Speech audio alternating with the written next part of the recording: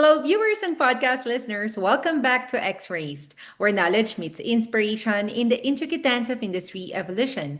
I'm your host, Miles, and if you've ever wondered why some leaders inspire us to climb mountains while others barely inspire us to climb the stairs, you're in the right place. Today's guest, or should I say my co host at this point, knows leadership inside out, not just the glossy, LinkedIn friendly version, but the kind that transforms organizations, ignites cultures, and actually changes lives. With over 40 years of global experience helping industries achieve corporate responsibility, sustainability, and excellence, he's not only the managing director and CEO of ACI Global and e-Quip, he's also the man who can turn potential into a strategic, measurable capability pathway. So, without further ado, I'm happy to welcome back to the show Ian Erskine. Hi, Ian. Hi, Miles, and hello to all our lovely listeners. And once again, I hope you all had a wonderful weekend and enjoyed that with your family and your friends, and are looking forward to an inspirational week because I think what we have to offer today will be a significant inspiration to us all. And yes, and so I'm looking forward to getting stuck into it.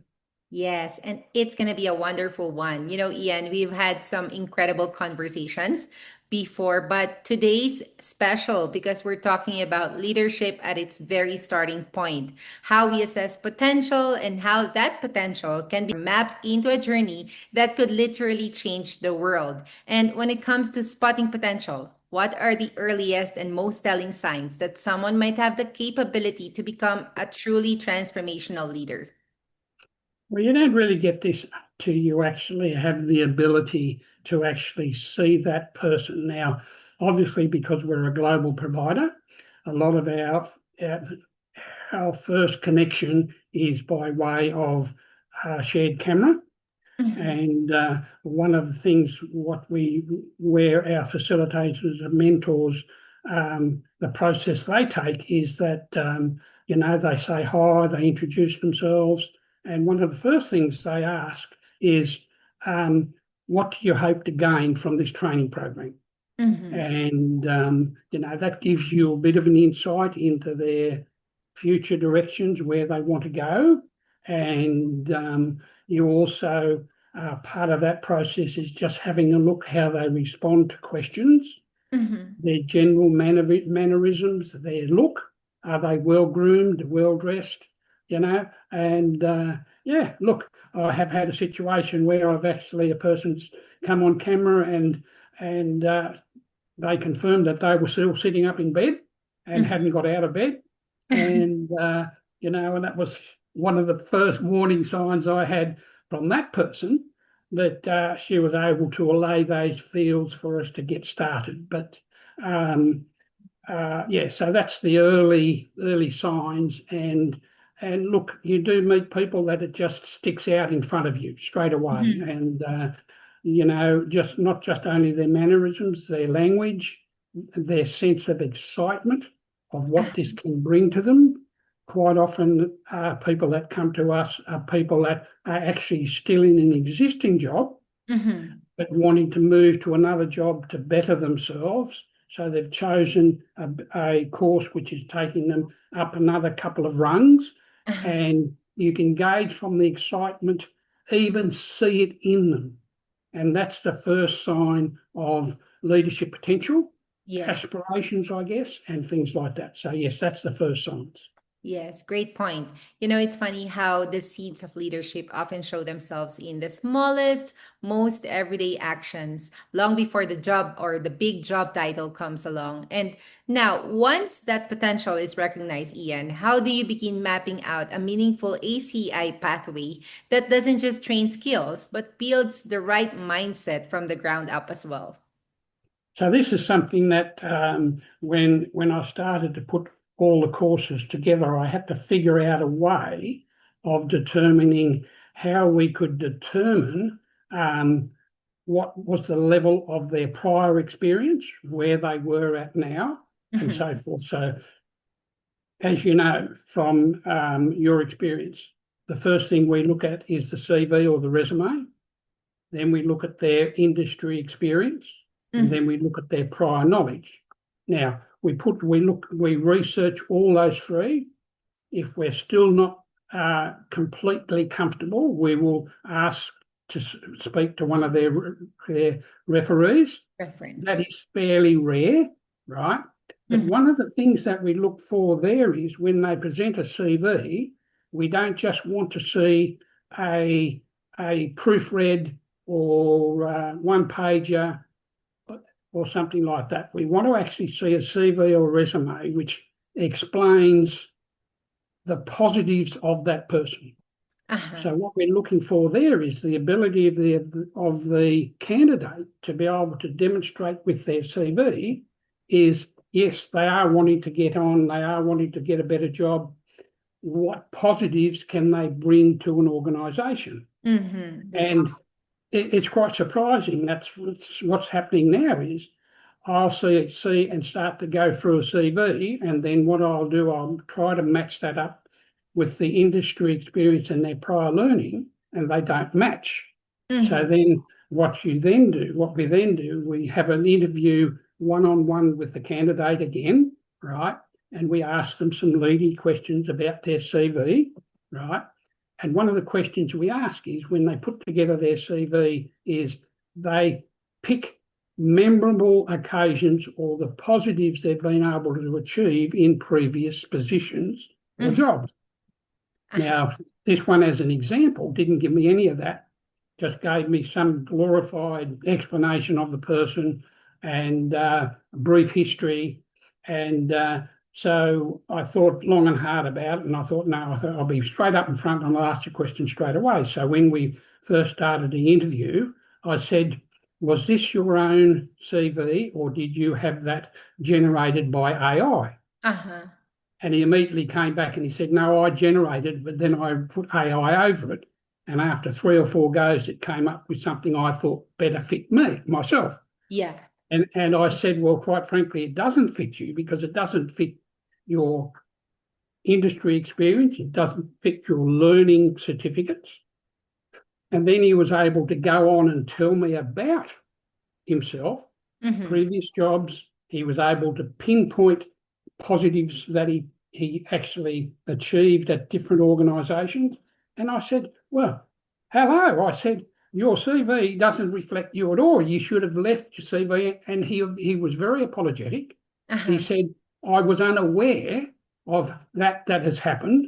And when I go back and reread it after you've made those questions and made those statements to me, it doesn't represent me at all. Yeah. So I said, look, that's fine.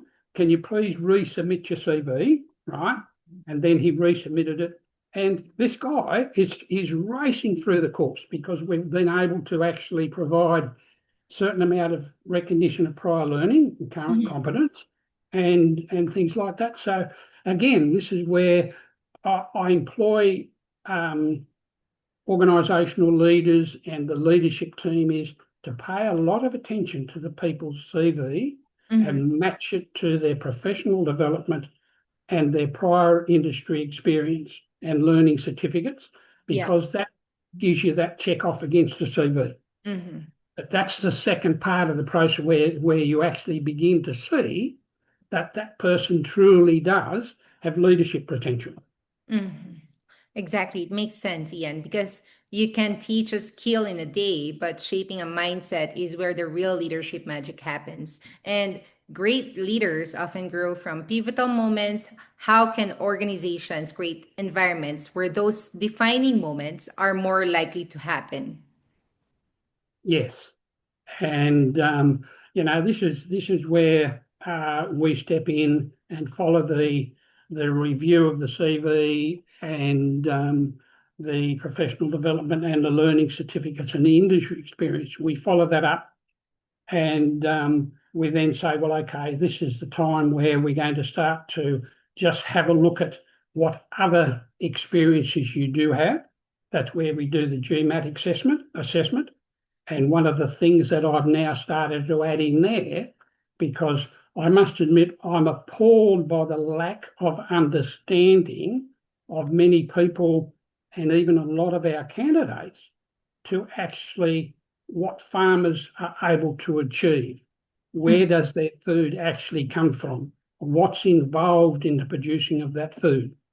And so we put together, I'm going to actually do a little bit more to put together with that. And I'm going to do another one on true understanding of environmental and sustainability from what's happened over the 6 to 12 months. Yes. And that'll be part. But the second part of that is they actually then go through the leadership podcast by Admiral McRaven and with his seal pups.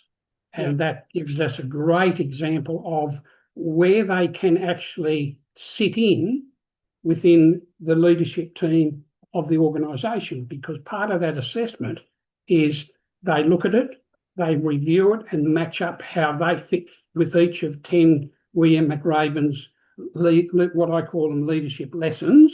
Right. The first one is make sure when you get up in the morning, you make your bed. Right. Yes. Make sure that if you are down, you have to pick yourself back up. And these are the lessons in life. And also, one of the lessons that he taught us and explained to us was you have to have the ability to be agile and think on your feet, be able to look and see. So if your fellow employee has come to work and clearly looks tired, looks bothered, you have to be prepared. Hey, are you okay? Yeah. And those are some of the most important things we can actually say to our fellow employees. Are you actually okay? And quite often, I often do this. And when I ask a question, there are many occasions where they say, well, actually, no, I've had a shocking night. And to tell you the truth, it's very serious at home. And I'll listen. And this happens when I'm doing my audits. I'll listen and I'll then say to them, I say, okay, do you mind? You and I need to go and have a chat to the managing director. Oh, no, I can't let the managing director know. And I said, actually, he does need to know because you're showing me signs that you can't answer properly and confirm or conform to primary duty of care, right? But you shouldn't actually be at work in your state, right? So, and this is an actual case where I've gone with this person, sat down with the managing director, and the managing director, 5 minutes into it, was very apologetic. He said, look, I do apologise. I should have seen this. He then said, I'd like to have a bit more of a chat to you. So I got up and went out. Okay. Half an hour later, the managing director came and sat down. He said, look, I've given the person a week off. Okay. And but it just so happened this person was an integral part of the audit process. So I simply said, okay, we'll put the audit back a week. Okay. I held it off for a week, went back a week later, and it was like chalk and cheese. I walked into the office and the enthusiasm, the enjoyment, the happiness was showing in everyone's faces again, whereas previously it wasn't, right? Yeah. And I sat down with the managing director and he said, yes, it turned out that Joe's now back at work. He sorted everything out. But we also had one other person that was a bit niggling everyone, and he had some serious issues. He's now up and left, right, of his own tuition, okay? And I said to him, I said, just as I said then, it was like walking in to another universe. Yeah. The whole atmosphere was completely changed, and this is what you have to work on. You have to work on that culture. So every person's mission and their visions has to marry in with the organisation's mission and vision. Because if it doesn't, you have that disconnect. And it was interesting, I was listening and watching one of your podcasts with a doctor talking about the eminent signs that we should be looking out as leaders to our people that come to work. And one of those was tiredness and the inability and those early signs. These are the things that you can pick up, but you have to work on them as leaders and senior leaders and the managing director. You have to go out of your way to go out onto the shop floor or go out into the office, take an observation, have a look around, sit down with employees, and just ask them a question. What sort of weekend did you have? As I do every time we have our podcast, I ask people what sort of weekend did they have? Mm-hmm. And because that way you get the uptake, it becomes a two-way conversation, Mm-hmm. right? I People agree. become a lot more comfortable with you. Mm-hmm. And that's it's interesting we say that because that's one of the changes we've made to our website is that we've made it a lot more user-friendly. So the first statement that you see on the website Ah, is, hello, how are you today? yeah. We're here to help you. Mm-hmm. If we can't help you, click on the instant dial phone number and it will ring someone anywhere around the world that Mm-hmm. can actually speak and assist you in your inquiry. Mm-hmm. So again, Still human. and again, guys, I think one of the last things we'll talk about is how you learn as you're going on. And myself as a leader, I'm learning all the time these different things because there's a challenge thrown up. Now, AI has thrown up a challenge for us. It's thrown up a challenge for each and every one of us, actually, personally, right? Even that young fella that had actually used AI to generate his CV, Mm-hmm. he'd done himself a great disservice. Yeah. Throw that out and make yourself continue to think yourself, because if you don't, AI will take it over, make you extremely lazy, and Mm-hmm. at the end of the day, you'll lose your job because it will do it for you, Yeah. right? Albeit not as well, because as far as I'm concerned, with my auditing experience and my professional experience over many years, people are better than a machine. Yes, and I agree. And those are really great tips, Ian. It's about being real, being intentional, not just for the sake of asking or waiting for lightning to strike. And that culture is a game changer for many organizations. I mean, leadership is more than individual brilliance, it's about collective progress. So, how do you ensure emerging leaders align their growth with the vision, mission, and culture of the organization they serve? Well, this is where we, as I said, we take the next step. We've already discussed how our employees and our candidates come through. We do a GMAT assessment to find out their general knowledge. Then we actually get them to sit down at the podcast with General McRaven. Uh-huh. And then the second part of that, they go through the Hogan HBI, which is the leadership disciplines, sociability, attentiveness, and I think there's 8 or 10 communications, the ability to communicate, the ability, and part of the communication process, again, we've spoken about this, is the ability to see and observe Mm-hmm. and the ability to listen to what someone has actually said. So Yeah. we have a little video, ISO video on there, and it asks a number of questions relating to that video. And people have to remember that when they're answering the questions, right? And we don't mind if they go back and check, Mhm. right? Because that then says, wow, okay, I should have remembered that. Okay. So this is what we get them to do. We get them to do the Hogan leadership profile. Part of that is a SWOT analysis, strengths, weaknesses, opportunities, and threats. Mhm. And then we give them an insight into the final part of that, which they do over the 3 years, and then the ongoing 3, 6, 9, and 12, or whatever, Uh-huh. is the 360-degree assessment, where their senior leadership team has an ability to feed into their profile. So Mhm. when they're sitting down doing their appraisals, other people sit in with them to do the appraisal. So we get in feedback from their senior leadership team. If they're a project manager, we'll actually get some of the clients that they're doing the projects for to feed into the profile. You know, how do you find the engineer when he's out in the field? Is he attentive? Is Mhm. he answering and seeing all the opportunities which we want to develop within this project Yeah. and things like that? So that's the, I guess, the major part of a person's leadership potential or their leadership indicators, Mhm. which we look at before they actually then go into their specific course. Mhm. Right. So thinking alike, having the same objectives, being strategic, and of course, active listening is key. And I like that leadership as a relay race, not a one-person sprint, right? No, and again, it fits in. And and again, from observations and from experience, Mm-hmm. when we first start, right at the very beginning, after they've enrolled and we get them to work out the setting up of the platform and everything like that, they sign off on the primary duty of the care, the organisation's primary duty of care, and then we have a chat to them.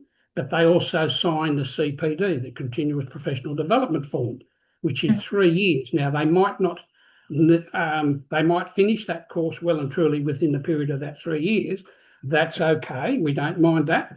But at the end of the 3 years, and it only really starts once they've issued their certificate, right? And then they go for 3 years, where we will support them in any additional training they need, right? But look, we've had candidates that have come to us or come to myself personally and said, no, I don't want the CBD agreement. I just want to do the course and be done with it. Uh-huh. And immediately I asked the question, so what are you actually doing the course for? Mm-hmm. And he said, oh, just so that I can get that recognition. Mm-hmm. And I said, well, you've actually come to the wrong place because it doesn't work that way with us. Yeah, and they then asked the question, why are you different than others? Aren't I just going to do an exam and then get my certificate? And I say, no, the assessments are only part of the process. There's a visual observation process which we do on you at the very end and even during the course to ensure that what you've learnt manually by a written assessment, what you've learnt, you've been able to demonstrate that you can put into practice. And I have had the occasions where, oh, that's not for me. I just want to get a certificate so that I can get the next job. And I said, well, that's okay. And, occasionally they say, well, can we have our money back? And I said, well, there's an agreement that you've signed, that you've agreed to, because we give you all the standards at the very start and so forth. But because you've demonstrated that it's clearly not for you, yes, we'll give you a refund. Yeah. And so be it. But like I said, that's again, we're very open and transparent in our process for our learners. And, and again, just to re-emphasise, the very first part, which we're just talking about now, that's what we call the learning needs analysis, where people demonstrate what they have and what they don't have before they actually start the course. And that's a very telling difference in reference to what we offer and what others offer against us. Again, being transparent. And I like that it's straightforward. And since you mentioned in your experience, Ian, what's one unconventional but highly effective practice that accelerates leadership capability early in a leader's journey? Well, this happens quite early in the journey lots of times, because when they do the Hogan leadership profile, quite often, because we give them a chance to actually go through it themselves, I or our senior mentors and facilitators get it and review it, and then they call the meeting and then we discuss it between ourselves and the candidate. But quite often I'll get the candidate come back and say, look, this is completely not me. Yeah. And I said, okay, that's fine. Have you shown it to your wife or your partner or your girlfriend? No, I'm not going to show it. And I said, well, really, you should show it. And it's quite interesting. Quite a few of them then say, okay, maybe it is me, but I'll take it and show it to my wife. And I've had the situation where the person's come back and said, wow, my wife said that is very much like you. That is you all over. Yeah. And this is the thing. And look, we're all human. We all become blinkered in some respects to our approach, to the way we do things. And again, I employ people. You have to be prepared to step back, listen to what either your partner or someone else is saying. You might not necessarily totally agree with it, right? But it gives you that insight where, perhaps I can improve what I'm doing, okay? And things like that. And that's what I employ on people to do, is ongoing. And again, this goes back to the point where organisations need to have this culture and set this culture within the business, where they can have, when the people join, they need to know they're joining as part of an extended family. Yeah. Now, part of dealing with family, as you know, you have your family outings, you have your dinners together, you go out on your barbecues. This is what I employ on businesses to do as well. they set a time aside once, twice, 3 or 4 times a year, depending on the size of the business, where everyone comes together. They have a barbecue or they have an outing where all their families come together, the children can play. Mm-hmm. That way, everyone can get to know each other better. They can know, for argument's sake, the early signs. Wow, there's a baby coming from that couple and things like that. So, as a managing director, you'll know that, in a certain period of time, I'm going to have a certain person that's very, very busy. We're going to have to adjust his workload so that he can spend more time with his wife, with their new child, right, and things like that. And we do have just a few minutes, and just to follow up on that, to give you an example of how that works, Mm-hmm. I did audited a major company in Western Australia, big transport company, and they were carting TNT into the existing and new mines. Mm-hmm. Now, this company, over the period of time that I'd been with them, were growing very quickly, right? Now, for some reason, one of the young drivers had put the trailer on its side, tipped the trailer over, and was in Okay. hospital. Okay, so I got a phone call from the managing director, and he said, Ian, I know you're over in the eastern states.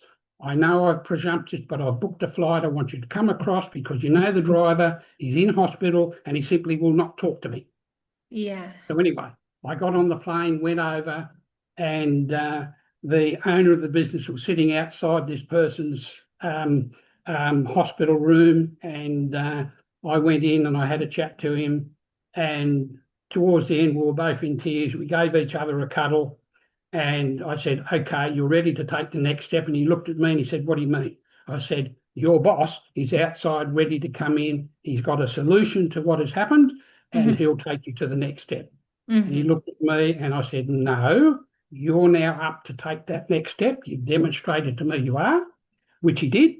Mm-hmm. Now, cutting a long story short quickly, what the company then did was put in a process of having these monthly and 6 monthly barbecues, get together with all the family, Yeah. got to know everyone better. And again, the culture completely changed. Mm-hmm. There were less accidents, less incidents, Mm-hmm. because everyone was working together. Yeah, because it's a deeper way to connect with everyone. And Yes. that's another golden nugget of wisdom right there, Ian. And definitely one for the notebook and maybe One for the for the notebook, to-do but list by tomorrow morning. yes, Wonderful story. And thank you for sharing that. And what I love about this conversation is how it reframes leadership as something you can start building from day one, not by yes, accident, but by design. And yes, we've learned that potential isn't enough on its own. It needs structure, alignment, and those deliberate experiences that you mentioned that turn promise into performance. yes, yes. So, Ian, thank you so much, as always, for bringing your deep knowledge and practical wisdom to the table. It's a pleasure. Yes, and thank you everyone for tuning in. And I look forward to hearing from you again next week. And I hope everyone enjoys their week. And remember, be inspired and climb the next mountain. I love that. We climb it together. And this Yes, is a great episode to remind us that true leadership isn't about waiting for the right moment. It's about making the moment right. So you got to learn more about mapping your leadership pathway, and it's time to head over to aciglobal.com.au or connect with Ian on LinkedIn. Thank you, folks, for tuning in and keeping us alive and thriving. Until our next episode with Ian, this has been your host, Miles. Stay focused and inspired with X Raced.